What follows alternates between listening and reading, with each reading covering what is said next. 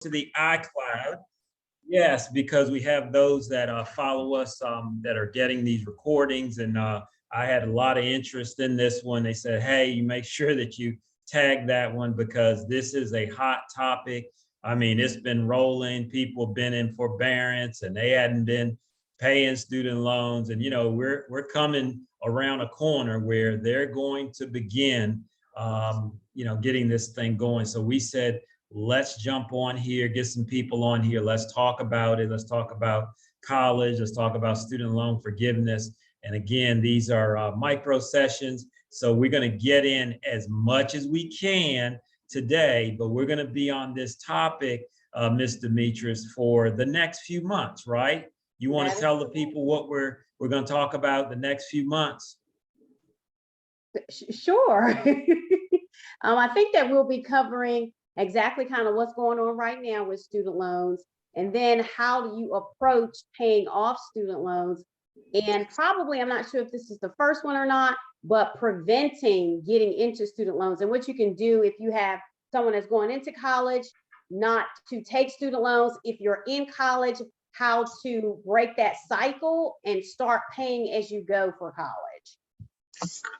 Yeah, definitely going to be into all of that and alike. And one of the things I wanted to just jump into this discussion on was just this whole student loan forgiveness topic. And, we were doing some studying on this as we're discussing this. And the reality is that when you think about these initiatives, like the public student loan forgiveness. So thinking fire, police, teachers, nonprofit. I mean, these are some of the folks that are most eligible for that type. And when you just think about student loan forgiveness, before we get into, the politics and, they said they were going to forgive this and do that, that was in place for a long time. And I will be honest with you, when we go back and look at it, the forgiveness that has been done has been the most over there in that particular arena when it comes down to how these programs have worked. But given that, when you look at it, among the applications that were processed, even for that, 2.16% were accepted and denied 30.7%. Okay. And most of that was incomplete paperwork. Another 35.2% of public student loan forgiveness. I'm just giving you guys some stats here real quick. These applications have yet to be processed. And prior to 2020 of November, 0.7% of eligible borrowers eventually benefited from student loan forgiveness. And 6.7% of eligible people for the public one applied for the loan forgiveness. So what am I saying in all that? What we're saying and what we're talking about here is this thing is complicated. And even when people do it that are really in a position to be qualified, like I said, firefighters, teachers, people working nonprofits, it has not gone very well at all. And all we're saying is, as we're discussing this, is when you're relying on something that's been broke for a long time and people are saying that, well, they're going to fix it and they're going to do that. We're not saying that some forgiveness may not come, but to the point Demetrius was saying, we just want to make sure that we have a dose of realism in 2022 to say that we got to look at what the history has been on this. And I know it's out there that they're going to do it, but there's history, and the history hasn't been that good, to be honest. I mean, people have been running on this for a little while. So that's going to be an important point to consider, because God bless them if they forgive $10,000. But some of you, $10,000 is not going to solve your situation. It really isn't. That's just the reality of that. But maybe someone else that's listening, if someone live has had a different experience and you've gotten some forgiveness or whatever, we're good. Good morning, Miriam. Good to see you there. You could share that with us. Has anybody had a story on forgiveness that they've heard, multiple stories that have been much better or worse than that? Has anybody had any experience with that? Not really on the forgiveness side? Can you hear me? Yeah, It's I Donna. can. Yes, Okay, Don. I'm muted. I'm actually in a loan forgiveness program. And again, like you said, it's based off the type of employment that you have and the type of education that you've taken. And basically what I have in place is every employer that I've been with, that's one of the first things I do, because I do have substantial amount of financial aid. Is to make sure that that particular employer qualifies, that I can get the forgiveness through that employer. Basically, it's set up where if you pay for 10 years, which I think is 120 payments, and you can even switch between jobs. If one doesn't qualify, it just kind of resumes once you go back into that category of employment. But once you've paid the 120, supposedly the balance goes away. So, but it's based off of them being government loans and not like Sally Mae and some of the others. You have to consolidate your loans in order for that to work. That's been my experience so far. But I still have a long way to go. So, Donna, yeah. is that government based, or is that something that you actually had prior to the pandemic? Did you hear me? Oh, no, it's before the pandemic. It's before. Like, so they talked to us, like when we did our exit interviews from school, when we were finishing, and they were talking to us about how to repay. At that point, I became aware that they do provide that for certain, like you, Ken was saying, like for firefighters and nurses and teachers, and also for nonprofits. And the type of work that I do dealing with substance abuse and working in community agencies also qualifies, and government, whether it's local government or state government or even federal. Those two will qualify. But staying after it and making sure that you register with every employer. And then there's that annual recertification that has to happen. So, yeah, but hopefully I answered you on that. Yes, thank you. Yeah. Okay. Yeah, the big thing, you know, and I thank you for sharing that, Donna, as you're going through that, and as people are, you know, different people are entering into thinking about things. I saw someone was chatting that up on about going into that process. It's a very specific process, and certain things have to be met. And on the flip side of it, just still understand that there are some things that have not worked well in it when people kind of fulfilled and did everything that they needed to do. And that was the other side. Now I've had, you know, some people, you know, there's been a person there or two that have said, like I said, that category is the one that has had the highest success, but it hasn't been what we would consider overly successful. Right. But percentage wise, it's been the one that's worked, you know. So like, you know, I'm glad you differentiated between, you know, whether it was private, whether it was federal, because some of the stuff that's being discussed, and I think that's another good point for us to dialogue on as we're talking, is that some things are targeted towards federal. Okay. So some of this legislation, some of the stuff you're hearing, and some people may not know, you know, do I have a state or do I have a private, or what type of loan you have, and getting educated on that is really, really is important. Yes, there is definitely some fine print to that, for sure. Anything to add on that, Dee? No, that's good. Okay. So then the other part that we would talk about just in this arena is the income driven repayment, right? And so there's a lot of discussion about that.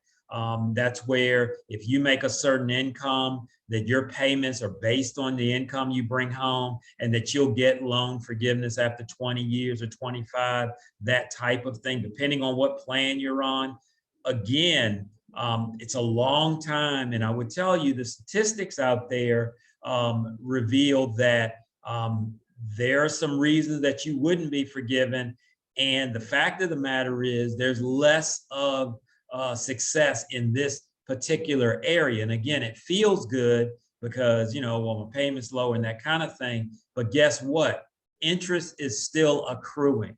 And that's something that they've recently talked about There's some conversation going on about not capitalizing the interest, not to make this overly technical, that your student loan has, because what happens with a lot of people is they play by the rules, do what they think they need to do, and they'll pay off 100, 150,000. Come to find out, they still owe 200 because there was so much interest being tacked on it while it was in forbearance, while it was this, while it was that, while it was under these different things. So you really have to read about that. The other piece is, if you have some reasons your loans may not be forgiven, if you got more than 50,000 in loans, when you talk about income repayment, if your income is too high, and again, you got to look at, well, what's too high? You have to look at the details on this.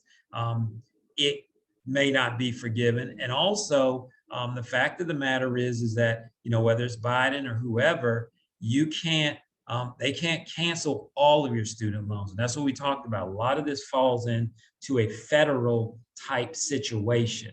So that's knowledge that people that are listening to this on recording, or if you're live, you need to be somewhat aware of. And there is other thoughts on this. I had a question for you, and it was just really a quick poll, let's call it, that I wanted to hit you guys with. And so I'm going to throw that on the screen. What % of parents contribute to a child's college?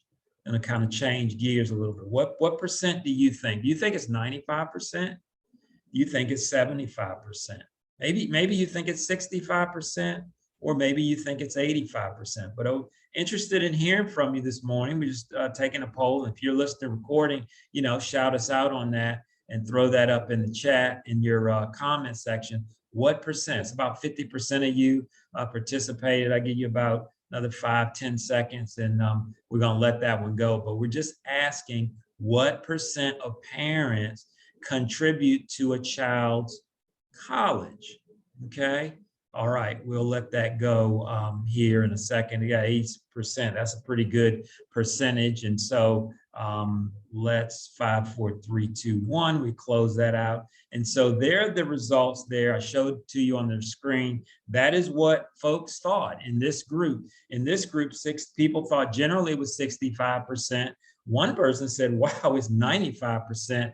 I didn't put 100, but somebody said those are really some generous parents. So they did 95%. Because the reality is this, right? When you look at it, the actual number, when this was studied, we looked this up, is 85%.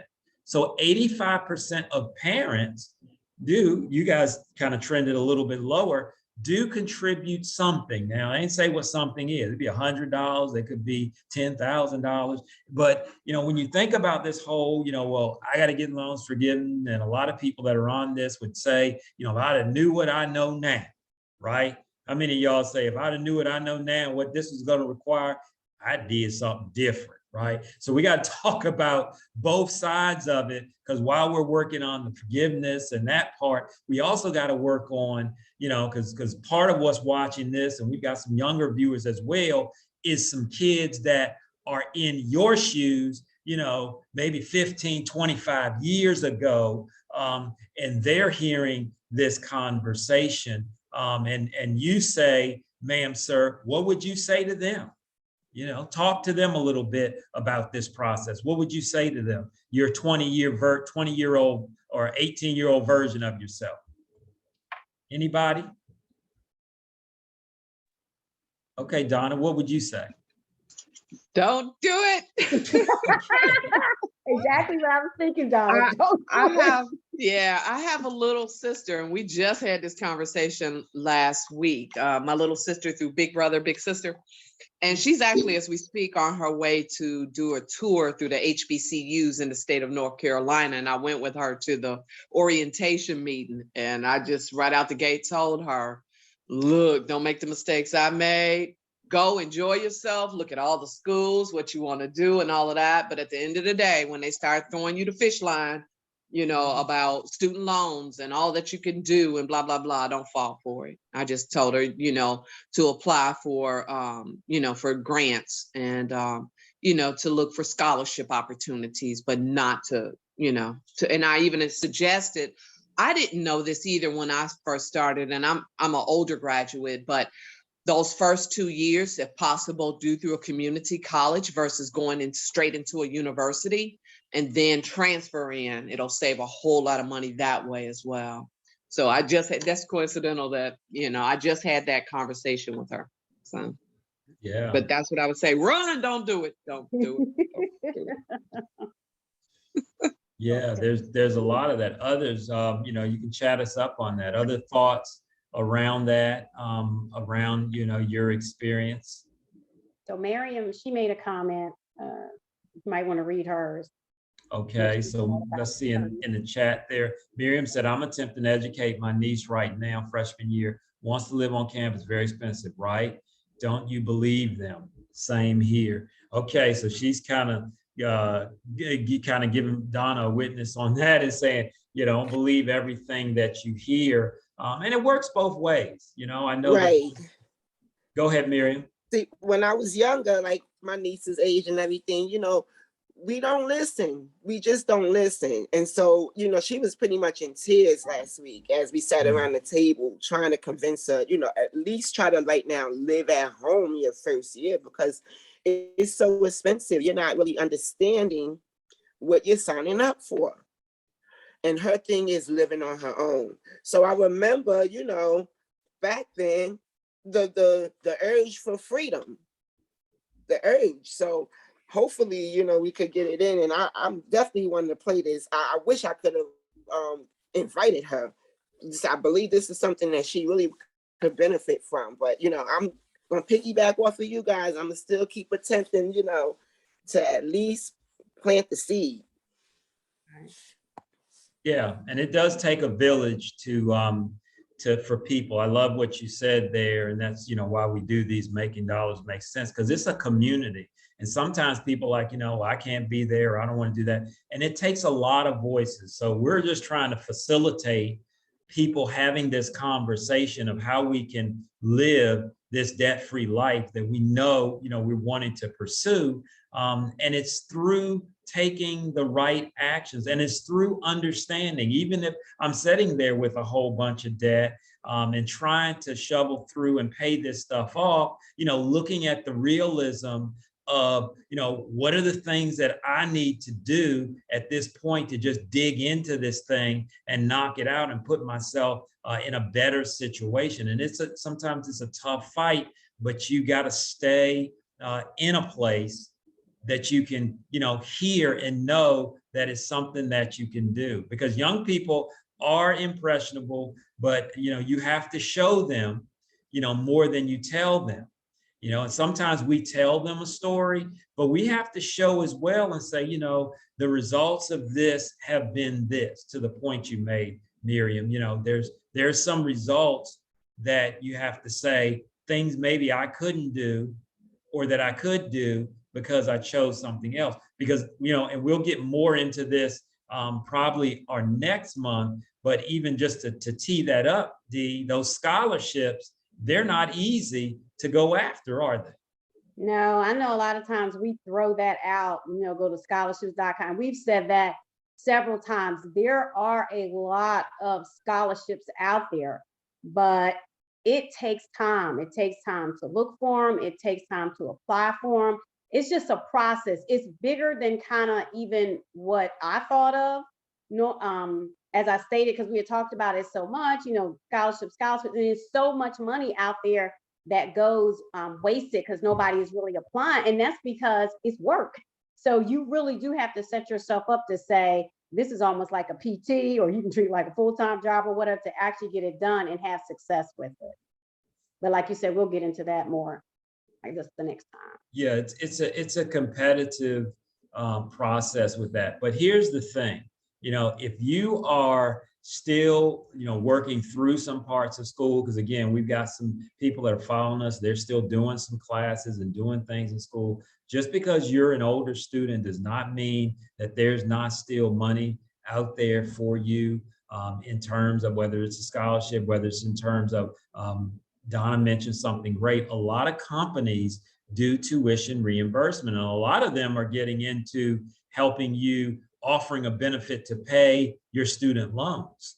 You know, that's a benefit that has been coming about a lot more. Now, these are some things that we want to bring to the forefront to say, as you're looking for employment, as you're looking at other opportunities, start to lean into that part of the equation. Don't just keep looking to the news and what's happening there on the forgiveness. Start looking at these employers. They may be a little smaller, a little offshoot, but hey, they say, you know, I'm gonna put 5, I'm gonna put 10,000, maybe 20 on your student loan a year as part of your package. Hey, I mean, that's real money. You know, maybe if you say, well, hey, it's not hitting my paycheck, but if it's helping to get rid of that, and you don't have to be, you know, holding on for income-based repayment for like 20 years, and you can get that stuff, you know, that can go towards you also paying it. That could be something to consider, along with, if you're trying to do more schooling, going ahead and getting tuition reimbursement. Yes, that definitely can make a big difference in what you're looking at to do. So when it comes to, I think, people, and because the other side of this is people actually paying. So maybe some of you that have, you know, you had student loans or you've seen this happen. What do you feel like is the obligation of the parents? You saw the percentages of parents that contribute, it's 85%. But how do you feel, and what do you feel a parent's obligation is to pay for a child to go to school? Do you feel that it's a right? A lot of parents do it, but you know, maybe you have different. What's your thought process on? Did somebody help you to go to school, or did they have a conversation? Or do you feel like, you know, it's up to the kid to figure it out? What's your take on that? We're interested in hearing from you.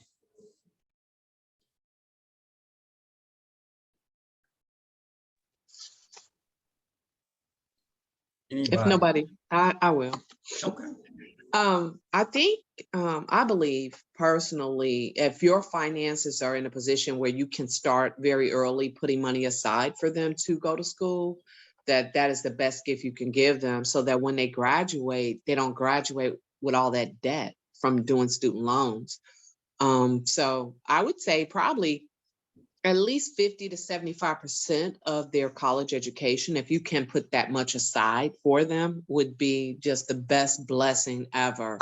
I think part of it too, they need to have some skin in on it. That makes them more appreciative of the, you know, the sacrifices that the parents have made. Because if you give them 100%, I don't think they really understand the sacrifice that the parents have made. So 75%. 50 to 75% of their tuition, if you can afford to do that, would be great. Yeah, and a little bit definitely goes a long way. I mean, even if you're putting in a little bit over time, it can add up and it can make a difference. And she said a couple things that were on our sheet for this discussion is allowing young people to actually work. Community college was mentioned, allowing people to work. I think that's a big piece of it. Skin in the game goes a long way when somebody is going to school. And even if they see that what they're getting, where they're living, and how the school is operating is not up to board, when they have some skin in it, they're like, hey, I'm working summers to pay for this. This needs to be better. I think it makes them a better student, and it keeps them more engaged to hold even the school accountable, right? For what they're providing them, because different schools provide different tools in terms of effectiveness, even once you get out of college. That's a big thing, right? That you can leave there and actually be able to do something with your degree. So I think the last point is just to say there's definitely this effect of going to school, getting clear, getting in and getting out for our young people, because school is so much more expensive than it used to be. And I think that, you know, one thing, even as a parent, if you can't contribute so much, if you can just make sure that there's a clear goal in mind and that we're doing something that has a return on it, it can really make that experience a lot better and help pull the student through school. So we got to have those kinds of conversations to say, you want to major in this and you want to do that. I just saw something, I read something recently, and we kind of know this because we're around this a lot, that it's great to do something in your passion.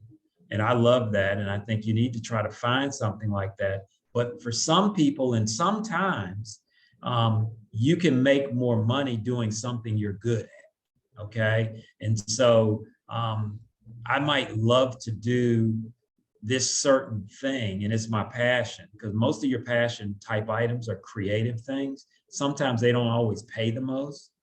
And sometimes the things that you can make money, you're good at it, you can do it, you can make money at that. Sometimes you have to reason that out, depending on where you are.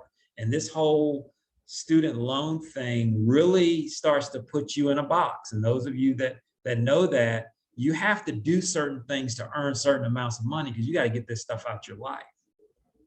I mean, your passion is beautiful, it's wonderful, but it's not necessarily going to get those loans knocked out. Okay. So I think that's an important thing that we got to talk to students about, and we got to have. So to go along with that conversation that you're having with young people about don't do it and that, you got to rationalize out that too. Hey, what do you want to do with your life?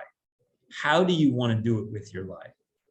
And depending on how you want to do it, that should help to drive your decision as well. Okay. Because there's an expensive way, and then there's a less expensive way. And then maybe you get to that a lot faster, because they may want to come out of school and go to the rainforest and the Amazon. I'm just saying, right? They may want to do that and, and help the people down there. And so if you want to do that kind of thing, it might not pay a whole lot, right? So you don't need to have, all these loans on you or this following you, so that you really feel impassioned to do that. But you got to think through that process. All right. Well, we're only these are short, and anything else for the good of the cause. Like I said, we'll come back next month and we'll hit the other side of this. But anything else we can do, Dee, from your perspective? Just one thing, Miriam, she put something in the chat about loan reimbursement. So read that again. I think she said she didn't know that maybe companies would reimburse on old loans. So here's the thing. Yeah. Here's the thing you got to check out. A lot of companies are helping students, because the student loan thing is so out of control. It's over $1 trillion in debt. They have started finding ways to help people pay down their student loans. And they have actually, there's companies out there, you can start Googling them up. That's why information is so beautiful and coming together. There are companies that are doing that. The numbers are not big at this point, but it's happening. Just like in a lot of other spaces, there's kind of a cultural revolution happening around this topic. And once it got to a certain point, and people could no longer find good employees that were loyal to them. And companies want loyal employees. They want people who's going to come to their work, be loyal, show up, do all the things you need to do the work when you get there. They're starting to put those things in place. And it's not beyond reason you to have a conversation with your current company, if you're listening to this, to ask them if that's something they're thinking about. I'm just saying, because sometimes people will say, hey, because again, think about it. The government and other entities are going to try to find ways to do this thing. And all of it's not going to be to come from a taxpayer. Some of it's going to be private industry wrapping their arms around this and saying, well, would you give me a tax break if I did forgive $25,000 a year of an employee student loan? And sometimes entities will find ways to do it that way. So it's not always going to get done the way that you think. But yes, Miriam, there are companies out there that are doing that. You just got to start having the conversation. And if more of us that you're working at places will start talking to them about these kinds of things, you will start to see it proliferate even more. But yes, that's a good question.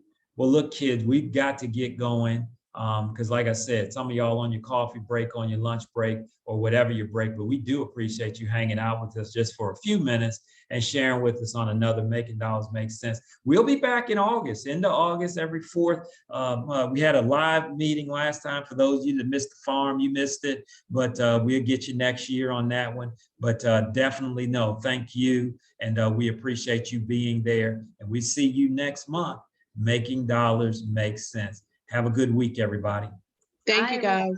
Thank Bye-bye. you. Good to Bye. see you. Bye.